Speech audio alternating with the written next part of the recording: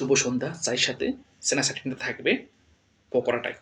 পেঁয়াজ ৫০০ গ্রাম জুলিয়ান, পালং শাক কুচানো, বাঁধাকপি কুচানো, কাঁচা লঙ্কা কুচানো মিক্স করবেন। বেসন ফ্লাওয়ার আপনার পরিমাণ হিসাবসে অ্যাড করবেন। স্বাদ মতো নুন, হলদের গুঁড়ো ১ চামচ, লঙ্কার গুঁড়ো ১ চামচ, গোটা জিরা ১ চামচ। মিক্সিং করতে হবে। কাঁচা ধনিয়া পাতা কুচানো, রসুন কিমা আর চালের গুঁড়ো মিক্স করে নিতে হবে। চালের গুঁড়োটা দেওয়া মানে ক্রিস্পি থাকবে। জল দিয়ে মিক্স করতে হবে। মিক্স করার পরে এটাকে ডিপ অয়েলে ফ্রাই করব। আমি এখন ডিপ অয়েলে ফ্রাই করব।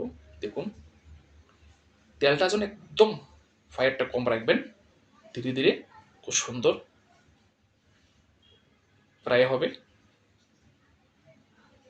এখন আমি জানাতে উঠে রাখলাম, ক্রিস্পি হয়ে গেছে। চায়ের সাথে বিকালে বা সন্ধ্যার সময় এই ধরনের স্ন্যাক্সগুলো বানিয়ে খেতে পারবেন।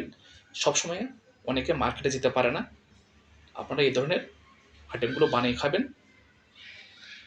ভালো লাগলে অবশ্যই চ্যানেলটা সাবস্ক্রাইব করুন, লাইক করবেন।